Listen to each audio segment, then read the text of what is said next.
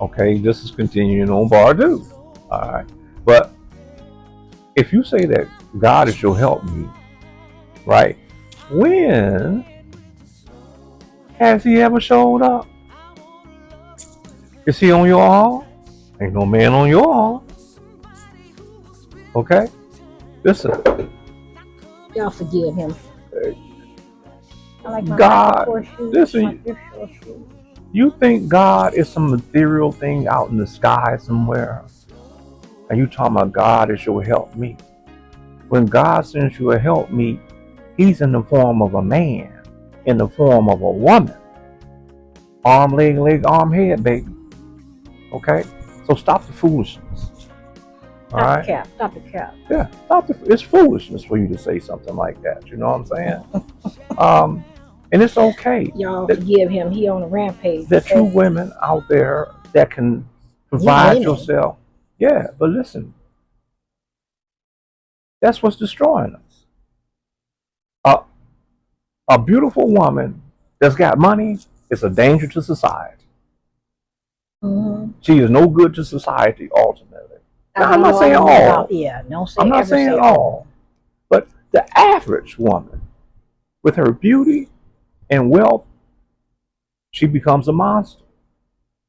Look at what men do. I don't need no man. Look at what men do. I don't need no man. All I need is my men that's got the looks and got the money, most of them suckers are monsters. They can get whatever they want. They can have as many women as they want. But a lot of them are monsters. Okay? Why you being so animated? Like, it's the truth.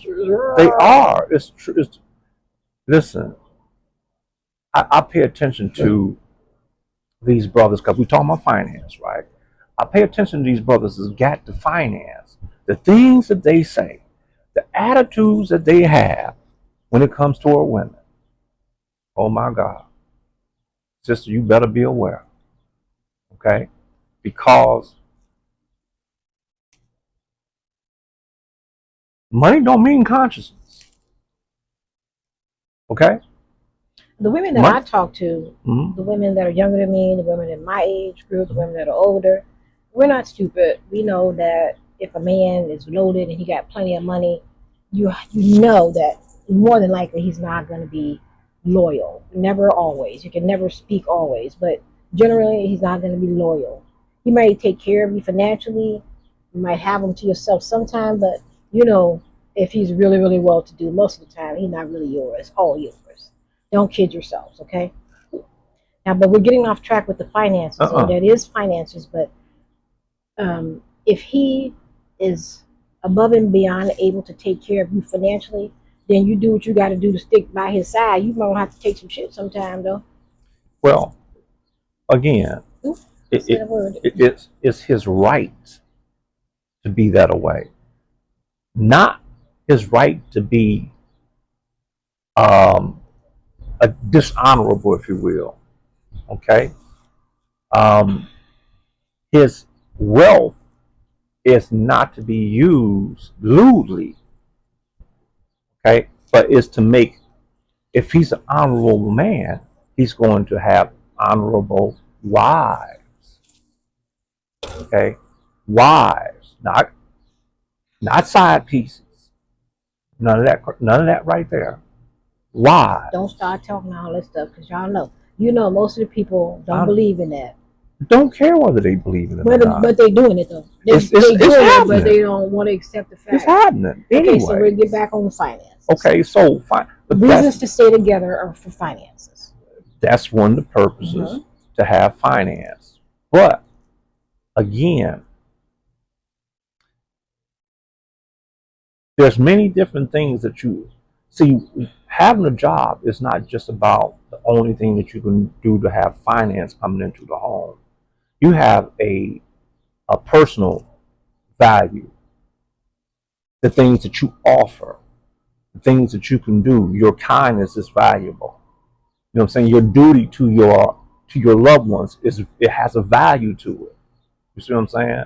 That's also has to do with finance. Peace is a value, yes. Like now, of course, you have to get a certain age before you realize some stuff. That's what life is all about and that's kind of unfortunate because if I'd have known what I know now, of course I would have made sure that he had a peaceful home. I wouldn't have been causing ruckus and chaos just because.